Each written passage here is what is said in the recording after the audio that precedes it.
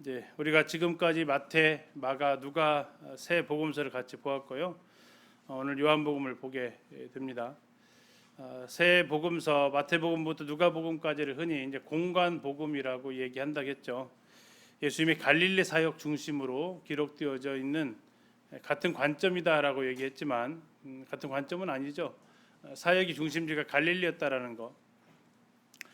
그러나 지난주까지 보셨던 누가복음은 또 갈릴리가 그 사역의 중심지가 아니라 베레아 사역의 중심을 또 많이 담고 있어서 또 다른 부분이기도 했습니다. 그러나 어쨌든 요한복음은 세 복음서와는 분명히 다른 독특한 면을 가지고 있고요. 요한복음은 예수님의 사역의 중심을 예루살렘으로 성전 중심의 사역을 하셨던 그 모습을 보여주고 계십니다. 또 다른 복음서와 다르게 족보가 나와 있지 않습니다. 그분은 하나님이시기 때문에 인간의 족보가 필요치 않으신 또 분이시기도 했고요.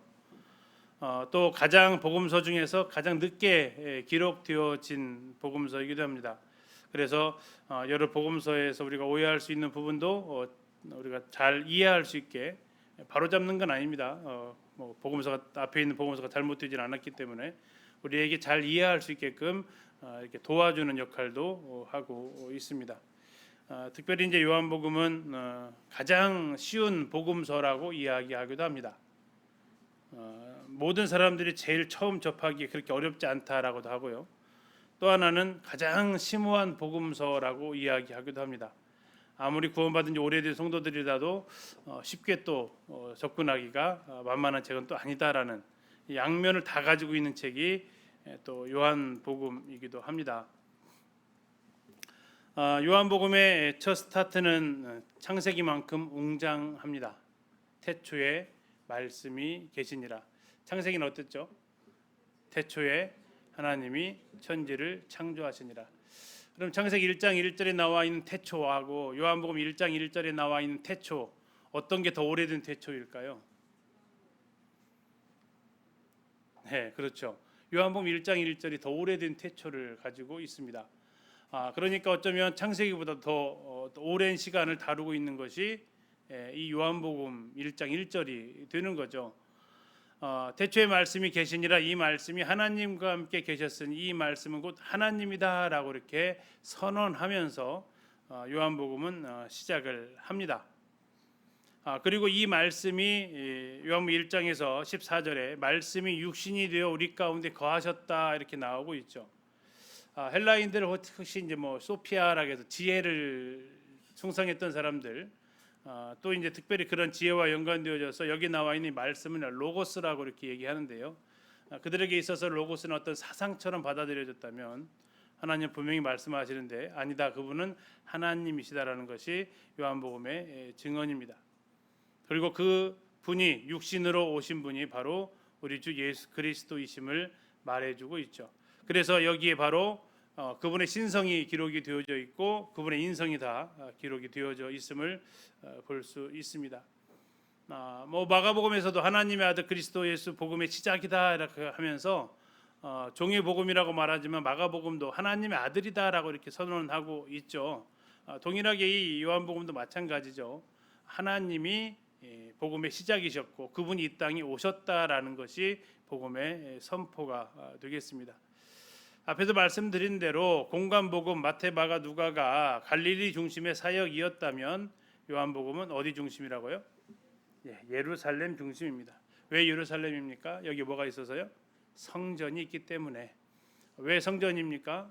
유대인들에게 3번, 1년에 3번 명절에 반드시 성전에 찾아가라고 유대인 남자들에게 명령을 하셨기 때문에 유대인들은 이 절기에 예루살렘을 찾아야만 했고요. 그래서 절기에 찾았다라는 것은 예수님께서 예루살렘을 오셨다라는 것이 되는 거죠. 예수님은 육신을 입고 이 세상에 오신 하나님이시다라는 것이 당시에 가장 믿기 어려운 진리 중에 하나였습니다. 그래서 당시에는 이단 종파가 영지주의라는 그런 이단 종파가 있었고요. 둘 중에 둘 중에 두 가지 다를 받아들이는 것이 그들에게는 굉장히 어려운 문제였죠. 하나님이면 하나님이고 사람이면 사람이지 어떻게 사람이면서 하나님이 될 수 있느냐라는 것이 그들이 빠진 어쩌면 그 딜레마 상황이었습니다.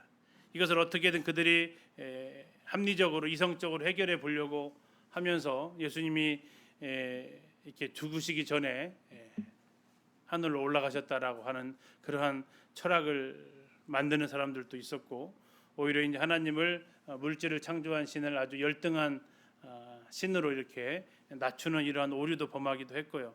그들에게는 참 이해하기 어려운 진리죠. 사실 이 내용은 이해하기는 되게 어려운 진리입니다. 신이 사람이 되었다라는 것은요, 우리가 믿고 있으니까 별 그렇게 크게 어렵지 않죠. 이걸 지식으로 이해한다라는 건 이해하기 어려운 굉장히 난해한 부분입니다. 하나님이 사람이 되었다. 우리는 너무나 당연한 것처럼 이렇게 이야기하지만 이건 너무나도 가슴 벅찬 진리고, 그래서 어떤 철학자처럼 머리가 터져버릴 듯한 논리적 모순이 되기도 하는 거죠. 그래서 이것은 그냥 우리가 감사함으로 믿음으로 받아들여질 때는 하나님의 놀라운 선물이 되지만, 이 어리석은 머리로 그 하나님의 오묘함을 다 따져 보려고 할 때는 오히려 시험에 들게도 되죠. 그러나 사실인 걸 어떡하란 말입니까? 사실인 걸 이해 안 된다고 사실이 아니면 괜찮겠지만, 이해가 되지 않아도 사실은 사실이다 이거죠. 뭐 우리가 이해되는 것만 다 사실입니까? 이해되지 않는 것들 얼마나 우리 주변에 많습니까? 그래서 요한복음에서는 여러 가지를 통해서 이해가 안 되냐? 근데 어쩔 수 없어 사실이다. 그러면 여러 가지 예를 통해서 보여줄게라고 이야기를 하는 겁니다. 그 중에 하나가 7가지 표적이 나와 있습니다. 물론 정확히 말하면 요한복음엔 7가지 이상의 표적이 기록되어져 있습니다. 그러나 7가지 표적, 여기서 말하는 7가지 표적은 요한복음을 기록한 목적이 요한복음 20장 31절에 나와 있는데 그 앞에까지 기록된 표적을 말합니다. 21장에 나와 있는 153마리의 물고기 잡은 표적을 빼고 그 7가지 표적을 통해서 말해주고자 하는 것은 요한복음 20장 31절 이따 찾아보겠습니다. 예수님이 하나님의 아들 그리스도이시다라는 것을 믿게 하기 위한 거라는 겁니다. 너희들 눈에는 분명히 사람처럼 보였지, 그런데 그분이 하나님의 아들 그리스도이시다, 이걸 믿게 하기 위해서 7개의 표적을 기록했다라는 겁니다. 그리고 그 사실을 믿으면 너희들이 생명을 얻는다라는 겁니다. 자, 이 사실을 믿었다라는 것 자체로 생명을 얻는다라는 것도 이것도 논리적입니까? 이것도 논리적이지 않잖아요. 어떻게 그 사실을 믿은 것 자체로 우리에게 생명이 주어집니까? 이것도 믿음이고 이것도 약속이고 이것도 하나님께서 우리에게 하신 말씀이기 때문에 이해되지 않지만 우리에게 믿어진 바 된 놀라운 은혜입니다. 더 나아가서 예수님은 7마디의 문장, 출애굽기에서 나는 스스로 있는 자다라고 하셨던, 모세에게 하셨던 그 I am who I am 또는 I am that I am, 나는 스스로 있는 자다, 나는 나다라는 이 문장을 7번 하십니다. 스스로. 그리고 18장에서 하이라이트가 나오죠.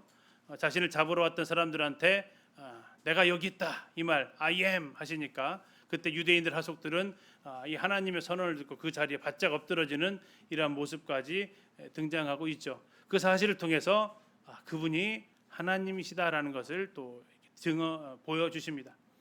더 나아가서 7명의 증인들이 있습니다. 예수님이 하나님의 아들이시군요라고 했던 2명의 증인만 돼도 그 증언은 효력을 얻습니다.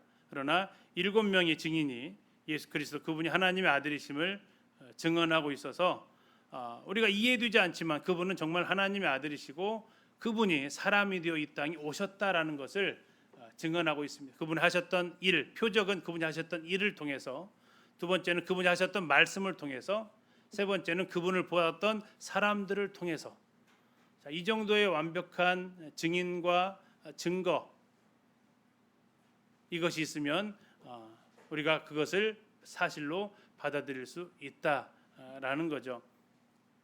그래서 우리는 요한복음을 읽으면서 우리도 예수님을 향한 그 고백을 할 수 있다라는 겁니다. 하나님의 아들 그리스도이십니다라고. 요한복음을 왜 읽었느냐? 읽고 나서 무엇을 알았느냐? 한마디로 말하면 예수님이 하나님의 아들이심을 알았습니다. 이걸 찾아내셨으면 참 요한복음을 아주 정확하게 잘 읽으셨다라는 겁니다. 왜냐하면 기록한 목적이 그것이기 때문에 그렇죠.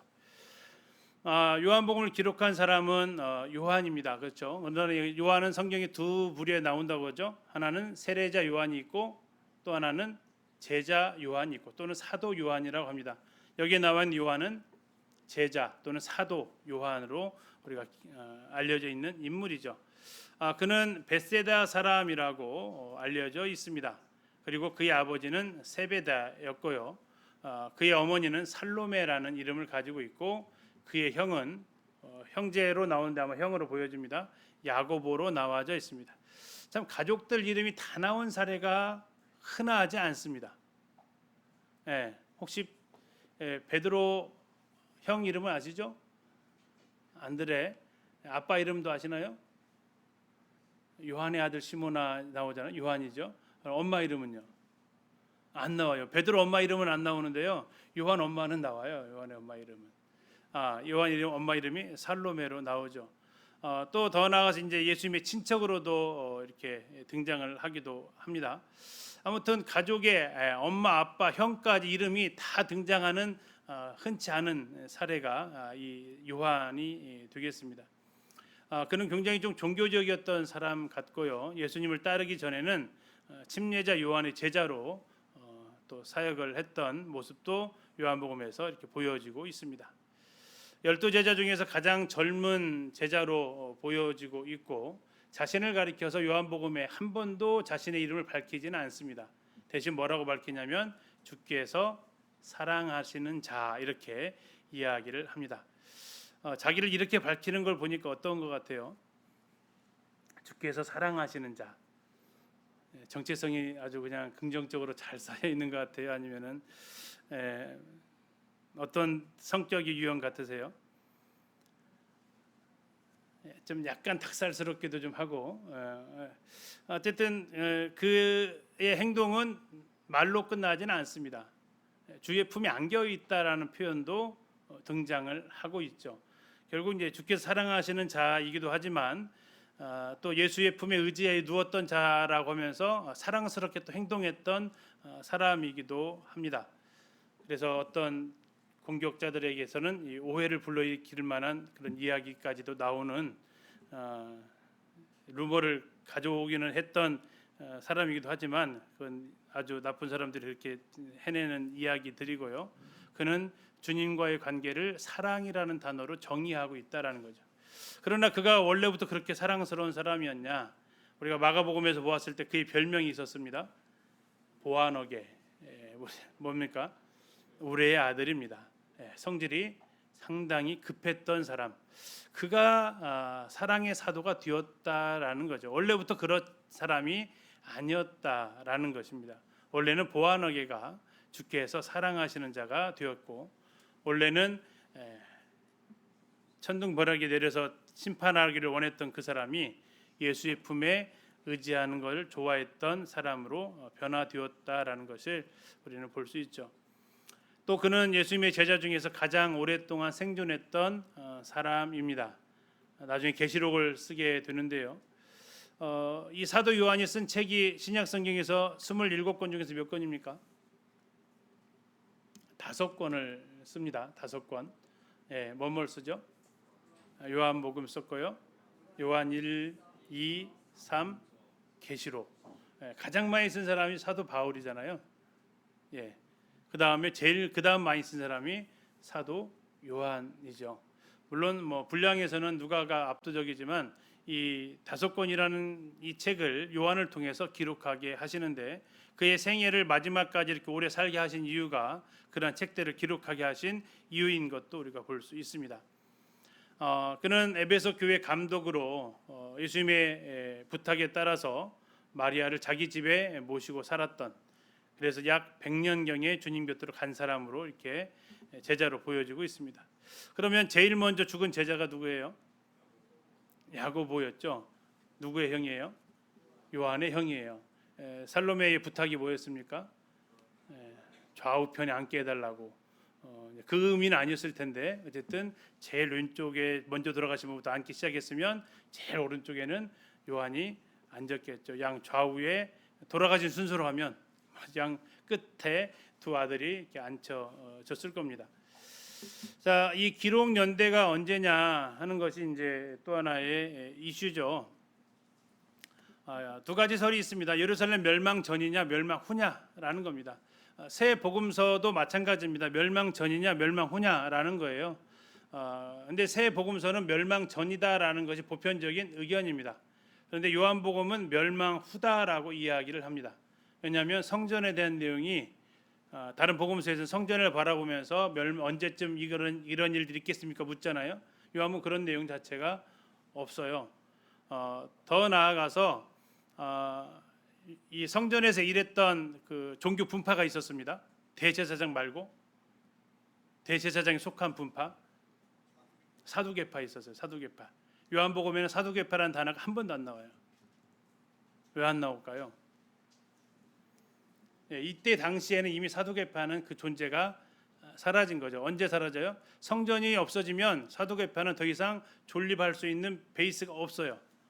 그래서 마태, 마가, 누가복음에는 사두개파가 계속해서 나옵니다.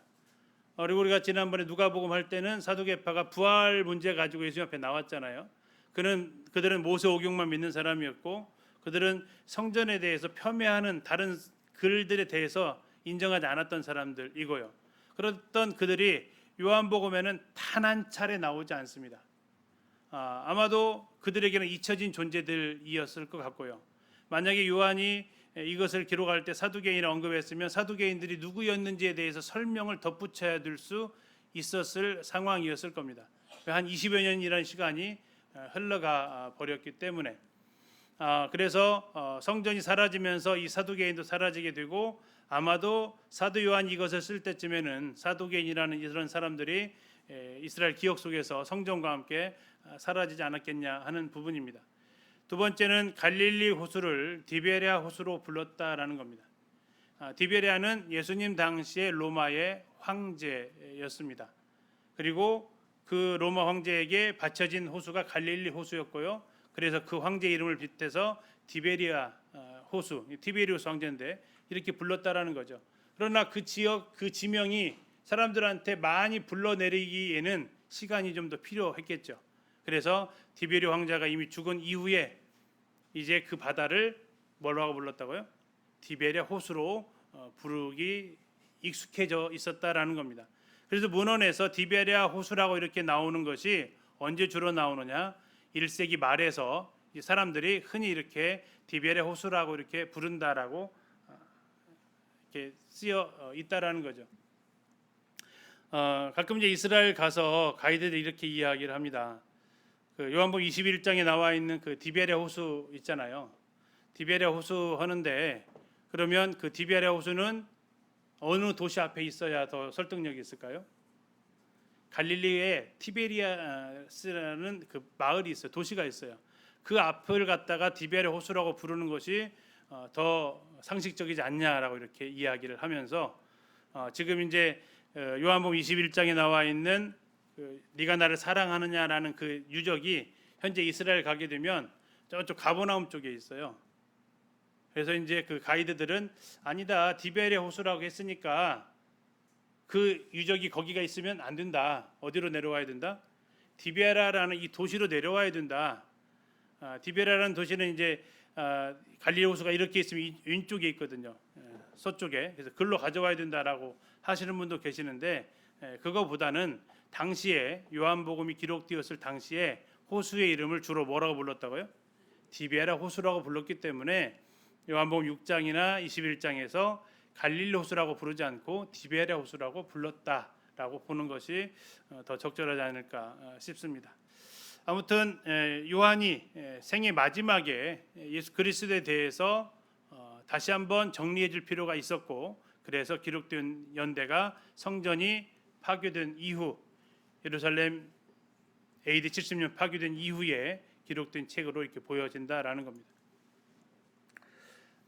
그럼 왜 이것을 쓰게 되었냐라고 생각해 보게 되면 예수님에 대해서 이제 점점 잊혀지기 시작하는 때입니다. 또는 예수님에 대해서 잘못된 정보들이 오고 갈 때라는 거죠. 자, 예수님 만약에 이게 90년대에 쓰여졌으면 예수님 돌아가시고 한 60년이 흘렀습니다. 좀 더 빨리 잡아서 80년대에 쓰여졌으면 예수님 돌아가시고 50년 정도가 흘렀다라는 겁니다. 자, 그렇다면 그때 당시에 예수님에 대해서 잘못된 이런 이야기들이 얼마든지 나올 수 있었고 여기에 대한 것들을 좀 바르게 잡아줄 필요가 있었다라는 거죠. 그 중에서도 특히 그리스도의 신성에 대한 부분, 예수님이 하나님의 아들이시다라는 부분에 대해서는 좀 교정을 할 필요가 있었다라는 겁니다. 그래서 요한복음의 가장 큰 목적은 예수님은 하나님이시다, 이 사실을 아주 잘 정리해서 붙들어줄 필요가 있었다라는 겁니다. 그걸 통해서 사도 요한이 총 5개의 책을 썼다고 했는데요. 그분은 요한복음을 통해서 믿어야 할 분으로 예수님을 말하고 있습니다. 왜요? 믿어야 생명을 얻는다라고 얘기하고 있죠. 요한일서에서는 그분은 사랑이다라고 이야기합니다. 그리고 요한계시록에서는 그분을 기다려야 할 분으로 묘사합니다. 자, 이 세 단어를 합하면 뭐가 될까요? 답이 나오시네요. 믿음, 소망, 사랑이 되십니다. 요한복음에서는 믿음의 예수를, 요한일서에서는 사랑의 예수를, 그리고 계시록에서는 소망의 예수를 기록하고 있는 거죠. 이건 어쩌면 바울이 기록한 믿음, 소망, 사랑과도 일맥상통한 부분이 될 겁니다. 한마디로 말하면 예수 그리스도 그분은 하나님의 아들이시고 우리가 믿고 사랑하고 기다려야 할 분이다. 이것을 1세기를 살아가는 성도들에게 바르게 전해주기 위한 목적이 여기에 있다라는 겁니다. 왜요? 그래야만이 우리가 영생을 얻기 때문입니다. 요한복음은 성경을 연구하기에 참 좋은 책 중에 하나입니다. 왜 그러냐면 이 요한복음의 목적이 아주 명료하게 제시가 되어져 있어요. 따질 필요가 하나도 없어요. 요한복음 20장 31절에서 요한복음을 기록한 목적을 분명하게 말씀해 주셨기 때문에 그렇습니다. 같이 한번 읽어보시겠습니다.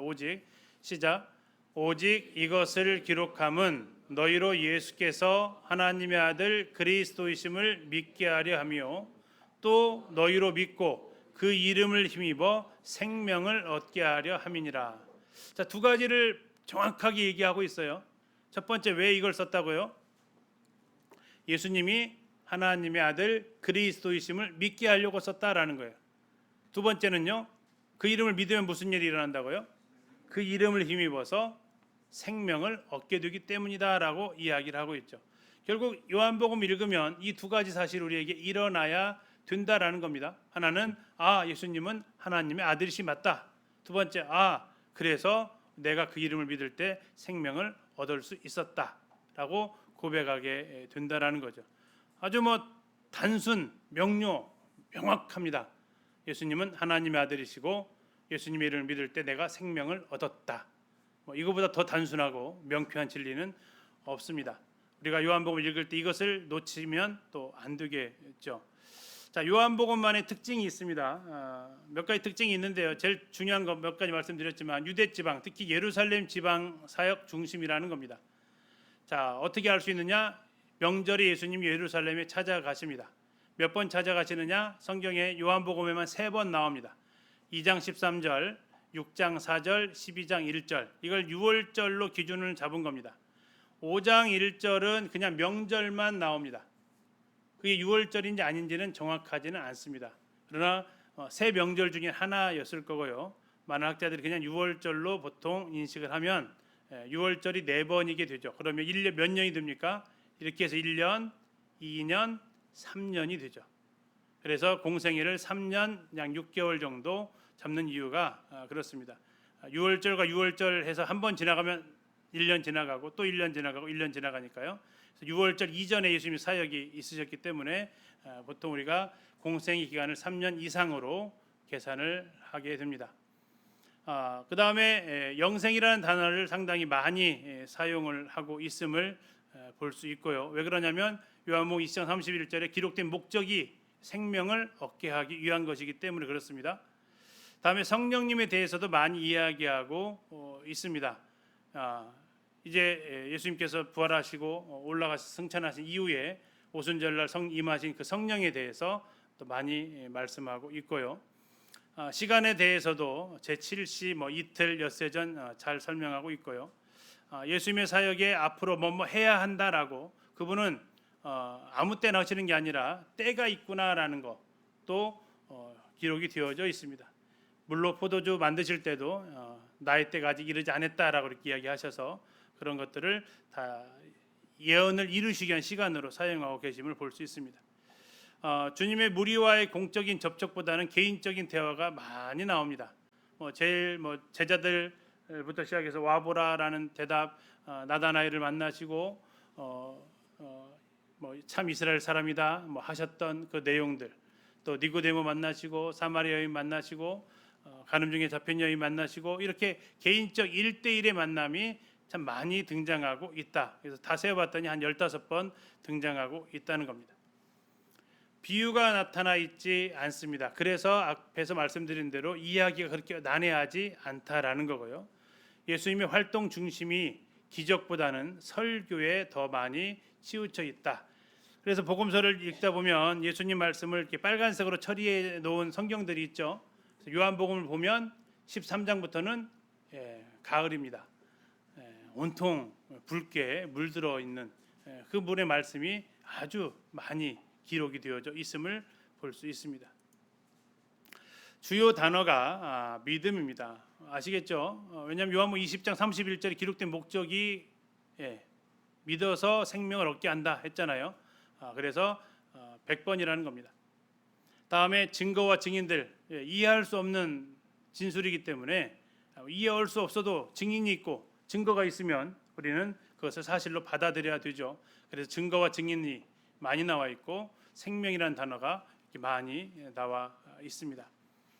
증거는 하나님께서 보여주시는 거고 믿음은 그것에 대해서 내가 반응하는 거며 생명은 그 믿음의 결과로 우리에게 주어지는 하나님의 선물이 됩니다. 자, 7번의 증언이 나온다라고 해서 7 증인. 우리가 어떤 사건 현장에서 목격자 있습니까? 이렇게 찾잖아요. 그것처럼 예수님이 하나님의 아들이신 것을 본 사람 있습니까? 했을 때 몇 명이 나온다고요? 7명이 등장한다라는 겁니다. 자, 첫 번째가 침례 요한입니다. 그는 요한복음 1장 34절에서 내가 보고 그가 하나님의 아들이심을 증언하였노라 이렇게 얘기했어요. 안드레가 얘기합니다. 뭐라고요? 우리가 메시아를 만났다. 메시아는 그리스도라는 거죠. 또 나다나엘도 얘기합니다. 하나님의 아들이시오 이스라엘의 임금이로소이다 이렇게 고백을 합니다. 사마리아인들도 이야기합니다. 사마리아 4장 요한복음 4장 42절에 우리가 친히 듣고 그가 참으로 세상의 구주신 줄 알미라. 다섯 번째 베드로도 요한복음 6장 69절에서 이렇게 얘기합니다. 우리가 주는 하나님의 거룩하신 자인 줄 믿고 알았사옵나이다. 마르다도 11장 27절에서 이렇게 얘기합니다. 주는 그리스도시요 세상에 오시는 하나님의 아들이신 줄 내가 믿나이다. 도마는 부활하신 예수님을 보면서 나의 주님이시요 나의 하나님이십니다. 그래서 7명의 증인이 예수 그리스도는 메시아이시고 구원자이시고 하나님의 아들이심을 증언하고 있다라는 겁니다. 구약에서는 두세 사람의 증언도 유효하게 인정을 받았지만 예수님의 증언을 7명이 하고 있습니다. 예수님 스스로도 증언하고 계십니다. 예수님이 하나님의 아들이심을 증언하고 있다라고 5장에 5가지를 이야기를 하시는데요. 이건 이제 직접 증언이 아니고 간접 증언들을 예수님께서 모아서 설명을 하시는 겁니다.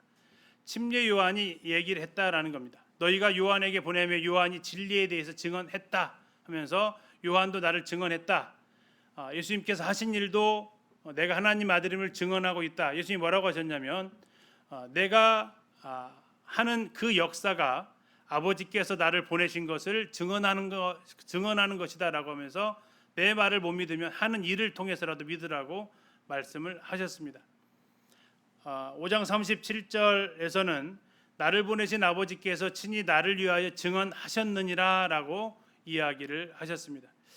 자, 예수님께서 언제 이 이야기를 들으셨죠? 하나님의 증언을 몇 번 들으셨죠?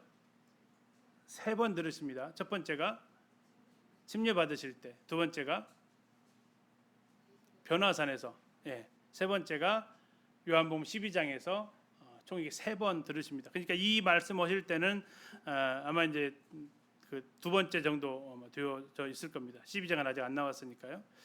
자, 네 번째, 성경이 증언하고 있다라는 겁니다. 너희가 성경에서 영생을 얻는 줄 생각하고 성경을 연구하거니와 이 성경이 곧 내게 대하여 증언하는 것이다. 내가 메시아인 것을 증언하고 있다라는 겁니다. 여기서 말하는 성경은 구약 성경이 되겠죠. 마지막 모세가 증언하고 있다라는 겁니다. 모세가 나에 대하여 기록하였습니다. 그래서 실제 존재하는 7명의 사람들의 증언이 생생한 증언이 있기도 하고 예수님을 통해서 간접적 증언을 들었던 이 증언들도 있었습니다. 자, 이게 이제 증인을 통한 예수님의 하나님 아들이심을 입증하는 거고요. 두 번째는 예수님의 말씀을 통한 입증입니다. 예수님은 총 7번에 걸쳐서 I am 이렇게 하십니다. 나는 나다라는 거죠. 나는 생명의 떡이요 세상의 빛이요 양의 문이요 선한 목자요 부활이요 생명이요 길이요 진리요 생명이고 참 포도나무다. 익히 많이 들어보셨던 표현들입니다. 어느 것 하나 예수님 빼고 여기다 넣을 수 있는 사람은 아무도 없습니다. 오직 예수 그리스도만이 7개의 나는 이다를 충족하실 수 있는 분이다라는 거죠. 자, 이것을 누가 말했다고요? 그분이 직접 말을 했다라는 겁니다. 다 증인이 있다고 하고 증거가 있다고 하지만 자기가 부인하면 효과가 없잖아요. 그러나 그분이 스스로 맞다라는 겁니다. 내가 떡이고 빛이고 문이고 목자고 부활이고 생명이고 길이고 진리고 생명이고 참 포도나무다라고 그분 스스로 이야기를 하셨다라는 겁니다.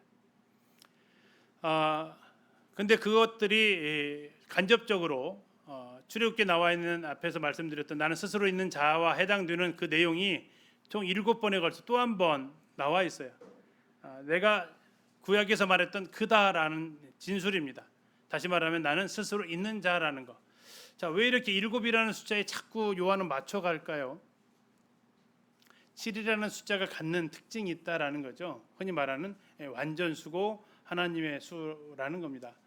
물론 하나님의 수가 3이라고도 하지만 이 7이라는 숫자는 완전한 수, 완벽하게 그분이 하나님의 아들이심을, 메시아이심을, 하나님이심을 증언하고 있다라는 것을 우리가 기억할 수 있습니다. 그 다음에 7가지 기적이 나와 있습니다. 자, 7가지 기적인데 총 8가지가 기적이 나옵니다. 요한복음에는. 그런데 요한복음 20장 31절이라 그랬죠. 요한복음을 기록한 목적을 기록한 것이 20장 31절까지 나와 있는 기적은 7가지입니다. 그리고 21장에 나와 있는 153마리는 21장에 나와 있어요. 20장 후에 나와 있죠. 그래서 20장까지 나와 있는 기적이 총 7가지 기적이 나오는데요. 이 7가지 기적을 통해서 모은 겁니다. 뭘? 예수님의 하나님이심을 드러낼 수 있는 기적. 자, 첫 번째는 뭡니까? 물로 포도주를 만듭니다. 흔히 말하는 화학적 변화라고 얘기를 한대요. 물이 화학적 변화를 일으켜서 포도주를 들 수 있는 확률은 없다라는 거죠. 이것은 하나님만 가능하다라는 겁니다. 다음에 왕의 신하 아들을 고칠 때 어떻게 고치십니까? 원격으로 고치십니다. 약 22km 정도 떨어진 거리에 있는 그 질병을 공간을 초월한 능력자다라는 겁니다. 뭘 초월했다고요? 공간 초월을 했다라는 겁니다. 20여 킬로 이상에 있는 그 거리에 환자를 고칠 수 있는 능력자다라는 겁니다. 세 번째, 38년 된 병자를 고치셨습니다. 그럼 뭘 초월했을까요? 시간을 초월한 능력자다라는 거죠. 물질을 넘어서고 공간과 시간을 초월해서 하나님의 능력을 베풀 수 있는 분, 그분이 하나님이시다라는 겁니다. 네 번째는 오병이어로 5천 명을 먹이십니다. 이건 뭘 초월했을까요? 질량 보존의 법칙을 초월한 기적입니다. 질량 보존의 법칙이 뭡니까? 적어도 오병이어로 질량 보존 법칙을 이게 초월을 못 하려면 얼마가 남았어야 돼요? 오병이어 먹고 오병이어 남았으면 괜찮을 거예요. 그러면 초월을 안 했잖아요. 그렇죠? 그런데 얼마가 남았어요? 12바구니가 남았어요. 이미 더 초월을 해버렸어요. 질량 보존이 안 돼버렸죠. 넘쳐버렸죠. 그분은 질량 보존의 법칙. 이건 법칙은 과학적으로 증명된 것들을 법칙이라고 하는데 그것을 이미 초월을 해버렸다는 얘기입니다. 다섯 번째는 뭘 초월했을까요? 폭풍을 잔잔케 하십니다. 물 위로 걸으셨어요? 물 위를 걸을 수 있으세요? 뭘 초월한 거죠? 중력의 법칙을 초월했다라고 합니다. 물은 사람을 끌어내리잖아요. 물에 빠져야 되는데 그렇지 않고 물 위를 걸을 수 있으셨다라는 겁니다. 나면서 속용된 자는요. 나면서 속용된 자 이것은 그들도 다 인정하는 겁니다. 중간에 병을 얻은 사람 고칠 수 있는데 태생은요. 시신경 자체가 아예 말랐기 때문에 못 고친다라고 하는 거죠. 그러면 이분은 병의 근원을 초월하시는 능력자이십니다. 죽은 나사로를 살리는 건요. 생명의 한계를 극복한 능력자시라는 거죠. 이 7가지 기적이 다 보여주는 게 뭡니까? 예수 그리스도 그분은 하나님이시다라는 겁니다. 이건 고르고 고른 거예요. 다른 많은 기적들이 있어요. 요한복음 21장이 그것을 얘기합니다. 이 책에 기록된 것 말고도 더 많은 것들을 얼마든지 기록할 수 있지만 오직 이것만을 기록한 것은 예수님이 하나님의 아들이심을 증언하는 결정적 표적들이다라는 겁니다. 자, 이걸 가지고 기준으로 한번 딱 나누면요. 4번을 기준으로 딱 나누면 앞에 있는 세 가지는 자, 요한복음을 기록한 첫 번째 목적은 예수께서 하나님의 아들 그리스도이심을 믿게 하려 하며 그다음 뭐라 그랬죠? 그 이름을 힘입어 믿는 자마다 생명을 얻게 하려 한다겠죠. 자, 이 앞에 있는 세 가지를 잘 보시면 뭐 같으세요? 말씀, 믿음, 은혜. 생명을 얻게 되는 과정들, 방법들입니다. 우리가 어떻게 구원을 받습니까? 하나님의 말씀을 믿음으로 그 은혜에 의하여 구원을 받습니다. 그렇죠? 너희가 그 은혜를 인하여 믿음으로 말미암아 구원을 얻었다라고 말씀하고 있죠. 말씀과 믿음과 은혜, 물로 포도주 만든 거 말씀을 하셨죠. 왕의 신하의 아들 네 믿음대로 될지어다 하셨습니다. 38년 된 병자 고쳐달라고 한 적이 없지만 오셔서 그냥 고쳐주셨어요. 그래서 은혜와 믿음과 말씀을 통해서 사람이 구원 얻는 길을 제시하신 겁니다. 그리고 그것이 이루어졌을 때 이 세 가지는 뭐 같으세요? 평화, 빛, 생명. 주어진 선물들입니다. 주어진 결과들이에요. 어떤 결과가 주어졌어요? 평화가 찾아왔고 빛 가운데 살게 되었고 생명을 얻게 되었다라는 겁니다. 이게 이 세 가지와 세 가지의 이 구분점이 이제 오병이어를 통해서 그분의 왕이심을 믿을 때 이 오병이어의 기적은 사복음서에 다 나온다고 그랬죠. 이 사복음서 전체를 통해서 등장하고 있는 이 오병이어의 기적을 통해서 그것은 누구만이 베풀 수 있는 기적이라고 그랬어요? 당시에 로마 황제만이 할 수 있는 백성들한테 배급을 줄 수 있는 일이라고 했는데 그걸 통해서 유대인들은 요한복음 6장을 자세히 보면 이 기적 이후에 사람들이 예수님을 뭘로 세우려고 그래요? 왕으로 세우려고 그래요. 왕으로. 그래서 그분이 왕이심을 통해서 우리에게 구원 얻는 길을 제시하셨고 그분이 왕이심을 믿을 때 우리에게 이런 놀라운 결과가 찾아온다라는 것을 우리는 기억하게 된다라는 겁니다. 이것이 7가지 기적을 요한복음에 기록하신 목적이다라는 겁니다. 요한복음에만 나오는 내용이 총 14가지가 기록되어져 있습니다. 우리가 요한복음 자주 읽으셨기 때문에 뭐 단어만 들으셔도 아실 거예요. 물로 포도주 만들었던 가나 혼인잔치, 니고데모 산헤드린 공의원이었던 사람과의 만남, 침례 요한들이 와서 불평하죠. 예수님 다 선생님한테 오던 사람들 다 예수님한테 가네요. 그랬더니 침례 요한이 뭐라고 그래요? 그는 흥하여야 하겠고 나는 쇠하여야 하리라 라고 했던 내용. 다음에 가서 사마리아 여인 수가성 여인과의 대화, 베데스다 38년 된 병자 치유한 사건, 명절날 간음한 여자 잡혔던 너희 중에 뭐 없는 자가 죄 없는 자가 돌려쳐라 했던 사건. 다음에 날 때부터 맹인 된 사람이 어디서 치료받아요? 실로암 목가에서 치료받았던 사건. 다음에 예수님께서 선한 목자라고 선언하시고 또 나사로를 죽은 지 며칠 만에 4일 만에 살리시고요. 예수님을 찾아온 이방인들이 나오는데 이때 예수님께 하셨던 말씀이 한 알의 밀알이 땅에 떨어져 죽지 않냐면 한 알 그대로 있고 죽으면 많은 열매 맺는다 하시면서 하늘로부터 하나님의 음성이 한 번 더 들려오는 사건이 일어납니다. 요한복음 13장에서 최후의 만찬 하시기 전에 제자들의 발을 씻겨줬죠. 왜 제자들의 발을 씻겨줬다 그랬죠? 아무도 안 하니까. 왜 아무도 안 했어요? 서로 누가 크냐 기싸움하고 있었단 말이죠. 자, 그리고 나서 14장, 13장 끝날 때 예수님께서 이제 제자들에게 두려워하지 말 것을 이야기하시고 나와 함께 가자 하면서 기드론 신으로 가시는 그 고별사가 쭉 이어집니다. 15장에서 이제 포도나무 비유가 등장하고요.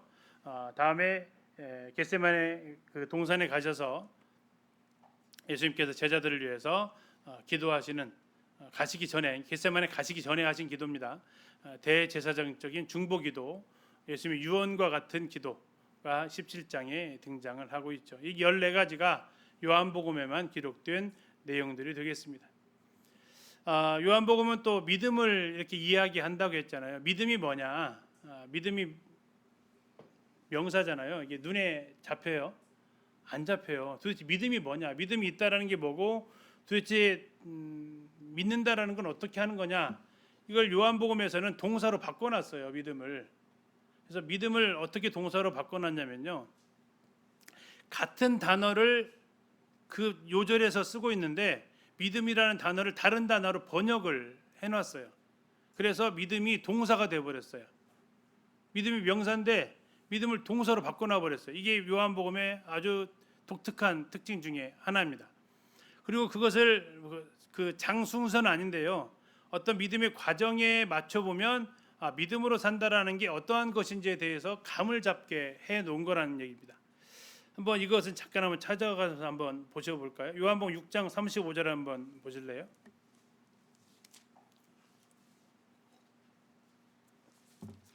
믿음이 분명히 명사인데요. 요한복음에서는 믿음으로 사는 것이, 예수님을 믿는다는 것이 뭔지를 설명을 잘 해놓으셨습니다. 요한복음 6장 35절입니다. 자, 예수께서 이르시되 나는 생명의 떡이니 내게 오는 자는 결코 줄이지 아니할 터이요 나를 믿는 자는 영원히 목마르지 아니하리라. 여기 두 단어가 대꾸가 되어져 있어요. 뭐와 뭐가 대꾸가 되어 있어요? 내게 오는 자, 나를 믿는 자. 같은 뜻일까요? 다른 뜻일까요? 이 같은 뜻이라는 거예요. 그런데 나를 믿는 자를 다른 동사로 바꿔놔 버렸어요. 뭘로요? 내게 오는 자. 이게 믿음이 있다라는 건 뭐예요? 예수님께 나아간다라는 거예요. 믿음이란 예수님 그분 앞에 나아가는 것이다라는 겁니다. 나왔죠. 내게 오는 자, 나를 믿는 자. 나를 믿었기 때문에 가는 거고 안 믿으면 안 간다라는 거예요. 그래서 첫째 믿음이 뭐냐? 주님께 나가는 거다라는 겁니다. 앞으로 가셔서 5장 24절 한번 보세요.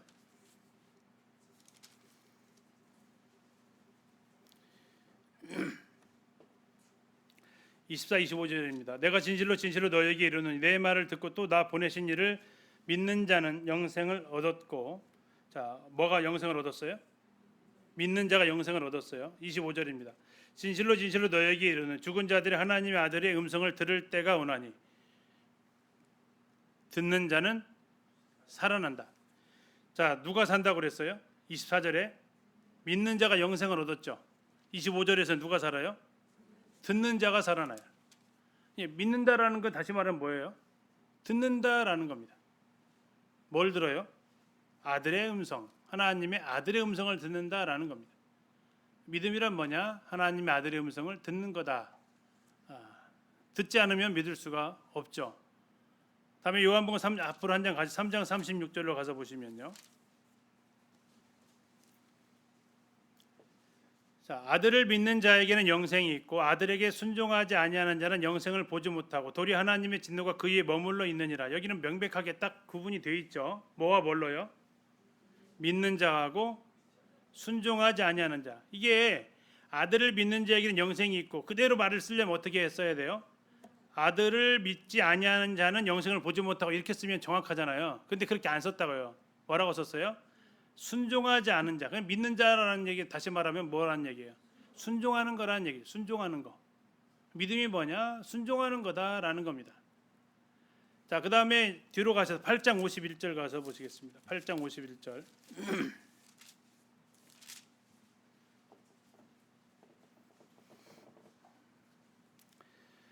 8장 51절 보시면 진실로 진실로 너희에게 이르노니 사람이 내 말을 지키면 영원히 죽음을 보지 아니하리라. 아까 영생을 얻는 것, 죽음을 보지 않는 것 동일하잖아요. 근데 이번에는 어떻게 해야 된다고 그랬어요? 지켜야 된다라고 했어요. 내 말을 지키면. 이게 믿는다라는 것은 곧 말씀을 지키는 거다라는 겁니다. 다시 앞으로 가셔서 2장으로 한번 가서 보실게요. 이 흐름 때문에 좀 왔다 갔다 좀 하는 겁니다. 2장 23절 24절입니다. 2장 23절. 6월절에 예수께서 예루살렘에 계시니 많은 사람이 그의 행하시는 표적을 보고 그의 이름을 뭐 했어요? 믿었으나 예수는 그의 몸을 그들에게 의탁하지 아니하셨으니, 여기 의탁하지 아니하셨으니가 헬라어로 똑같은 단어가 쓰였어요. 뭐하고? 믿었으나와. 그러니까 다시 말하면 이렇게 해요. 예수는 그의 몸을 그들에게, 저 위에 보면은 23절을 보시면 그의 행하시는 표적을 보고 그의 이름에 의탁했으나라는 뜻이에요. 이게 믿는다라는 것은 말하면 의지하고 의탁하는 거예요. 맡기는 거다라는 겁니다. 그리고 이제 마지막으로 믿음은 요한복음 9장에서 이렇게 보시면 그 날 때부터 소경된 사람의 그 과정이 등장을 하는데요. 9장 11절입니다. 예수님에 대한 호칭이 변해져 가요. 이 사람의 믿음을 통해서. 자, 뭐라고 변해져 가는가 한번 보세요. 9장 11절입니다. 예수님을 뭐라고 합니까? 예수라 하는 그 사람, 이렇게 얘기해요. 17절 가서 보실까요? 자, 그를 어떠한 사람이라 하느냐 대답하되, 누구래 이번엔요? 선지자래요. 다음에 33절 가서 보실게요. 이 사람이 하나님께로부터 오지 아니하였으며, 그럼 다시 말하면 이 사람 이제 다시 예수님을 누구라고 부른 거예요? 하나님께로부터 오신 분이라고 얘기하는 거예요. 38절 보시겠습니다. 뭐라고 얘기했느냐? 주여 내가 믿나이다라는 거예요. 자, 이것을 이제 정리를 한번 해봤어요. 믿음이 과연 뭘까? 자, 우리가 어떤 구원이 필요할 때도 믿음이 필요하고요. 신앙생활 할 때도 믿음이 필요합니다. 자, 그러면 제일 먼저 우리가 해야 될 일은 뭐예요? 믿음이 있다라는 사람은요, 그 문제를 가지고 주님께 나아간다라는 거예요. 주님께 나아가는 이유가 뭐냐라는 거죠. 왜 나아가죠? 하소연하려고 나가는 게 아니고, 주님 왜 이런 일을 나에게 허락하셨는지 뭐 하려고, 그 음성을 듣고 싶어서 나가는 거예요. 그 이유를 하나님 앞에 묻고자 해서 나가는 거죠. 왜 이런 일을 나에게 주셨습니까 하고. 그러면 무슨 일이 벌어져요? 그때 하나님께서 음성을 들려주신다라는 거예요. 그러면 세 번째, 거기에 대해서 뭐 해야 되지? 순종한다라는 거죠. 순종인데요, 이 순종이 일위적 순종이 아니다라는 겁니다. 일시적 순종이 아니고요, 이벤트적 순종이 아니고요, 그 다음에 나와 있는 것이 꾸준히 지켜나간다라는 뜻입니다. 한 번 하고 아이고 이제 끝나서가 아니고, 그것을 꾸준히 지켜나간다라는 거예요. 자, 그러는 가운데 뭐 하면서요? 그분 앞에 그 말씀을 이루어 주시길 의지하면서, 기대면서, 부탁하면서, 기대면서 나아간다는 거예요. 그러는 과정 속에서 뭐가 달라지냐면 내 믿음이 성장해 간다라는 겁니다. 놀라운 것은 환경이 바뀌는 게 아니다라는 거죠. 뭐가 바뀌고 있어요? 그분을 향한 나의 호칭이 바뀌어가고 있다라는 겁니다.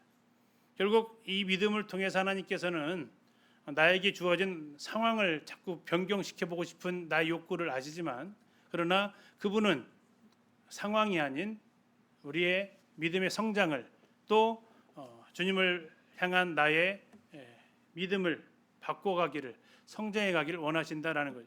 그럼 믿음이 없다라는 건 뭐예요? 뒤집으면 되죠. 나에게 문제가 발생해요. 그럼 뭐해요? 주님께 안 가요. 주님께 나아가지 않아요. 주님 앞에 이거 아뢰지 않아요. 두 번째는요, 주님께 듣지 않아요. 말은 많이 할 수 있어요. 듣지 않아요. 순종하지 않고요. 지켜나가는 것은 뭐 더 하지 않고요. 내가 해보려고 하고요. 그러면서 결국 나에게 쌓이는 것은 믿음의 성장이 아니라 한숨 또는 원망, 불평 이런 것들 자꾸만 쌓여가는 거죠.